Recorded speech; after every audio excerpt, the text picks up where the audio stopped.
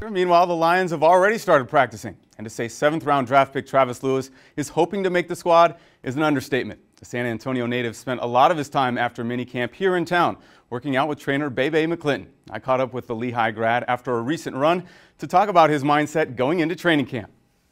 At what point of this hill do you start questioning your relationship with BayBay and why you even had to meet him in the first place? The beginning, the middle, the end, walking down, standing there at the bottom, the whole 300 yards that we just ran. It's a process, but I know what we get out of this, and you know, as much as I'm miserable right now, I'm gonna feel better later. As far as minicamp with the Lions, how much fun was it just to get up there and get to work with the guys and get acclimated there? It was great. It was great just to get accustomed to the speed of the game, the strength, the knowledge of the other players. It was great for me. I learned a lot, and you know, I hope to hit the ground running when I go up there for training camp. And I know, obviously, you got picked, and you're in the NFL, and you're a professional athlete, and that's all great. The motivation that you get from being picked in the 7th round, can you talk about that and how much that fuels you on a day like this?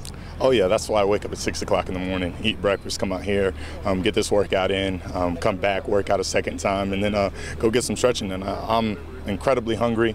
It fuels me in everything that I do, and I tell a lot of people it's the best thing that ever happened to me. And I know that you mentioned your freshman season at Oklahoma and how you're looking to take the same mindset into your first year in the NFL, heading into training camp. How motivated are you to just prove what you can do? Mm-hmm. It's been a long time since I competed for a job and had to work and you know, and actually struggle to make a team. That's a new thing for me, and that's an added factor because my freshman year was one of my best years because I had to compete, I had to prove myself, and I'm taking the same mindset into Detroit. After finishing a day like this and looking forward to training camp and the work that you're going to put in, how important are these workouts in your relationship with BayBay and what you guys accomplish in the offseason? Oh, it's incredibly important. He pushes me to my limits, and that's what's going to happen in training camp. They're going to push you to your limits. They're going to strive to get the best out of you, and that's what BayBay does, and that's why I continue to work with him every offseason. Every time I get to San Antonio, I'm with BayBay and we're training. And as far as your relationship with Jarrett, who's running up this same hill, did he do enough to motivate you in those last couple runs as a teammate? Did he do enough to help inspire you? Hey, you know, you get to that last 20 yards up the hill, it's every man for himself. You know, we're both professionals, and you know, we know what it takes, and so that's why we're out here and really pushing ourselves. It's going to be a fun ride. You know, just being up there with 3 OU teammates and you know, with guys from San Antonio, it's incredibly important to build that chemistry and to get up there and go get it, go work. A few mornings ago, you're co-hosting our morning show. Now you're running up a hill. How did this compare to that day? This was just slightly tougher than the other morning. You know, we got some great work in this morning. This hill, obviously, you can see, it's no joke. We were pretty taxed by the end of it, but got some good work, and you know, got a few more days, so we got to take off for training camp. So trying to fine-tune those last little things before we take off. And this is obviously a challenge all in itself. You're a very well-conditioned guy, and this is still a tough deal. Mentally, how tough was it once you hit that second part of the hill? I mean, you just got to take it one step at a time. You know, if you look up to the very top and see how far you have to go, you're probably not going to make it. So, you know, you just got to take it one step at a time, and that's kind of the mentality you got to have in training camp too. You have all these practices and preseason games. And you just got to take it one step at a time and just kind of keep chipping away at it. You mentioned training camp. How excited are you for that and to continue to prove yourself? I can't wait. I can't wait to take off next Wednesday and get back in the groove of things.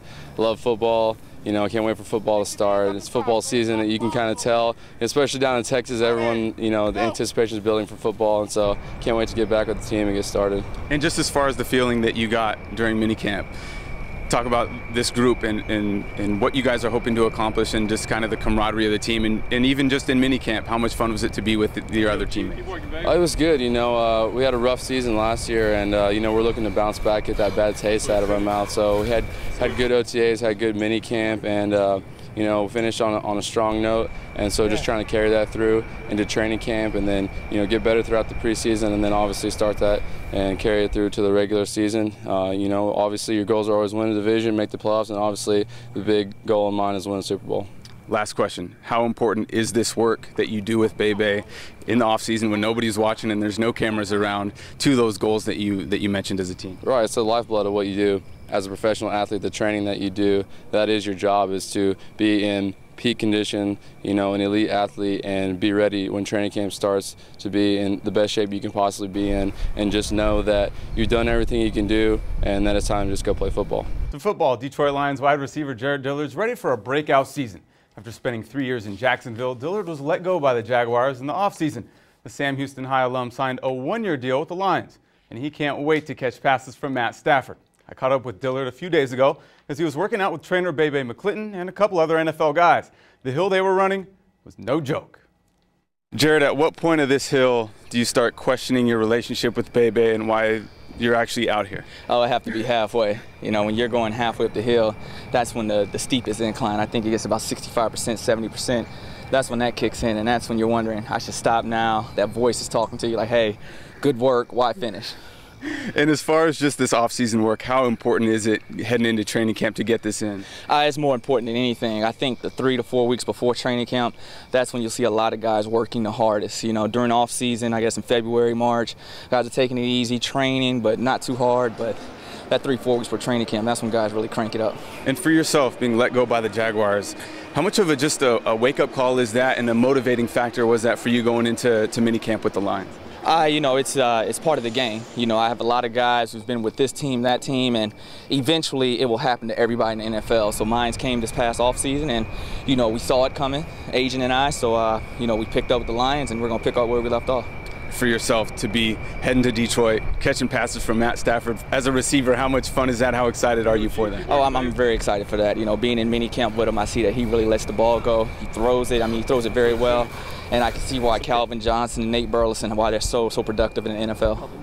For yourself, heading into training camp, are there any things that you're hoping to prove there, or are you just trying to get in, get acclimated, and get comfortable with this system? Oh, well, no, you always have something to prove. You know, guys that don't have anything to prove, those are the guys who aren't playing. So, yeah, I'm going to go in there, get acclimated, you know, get adjusted to the system, but, you know, definitely proving something.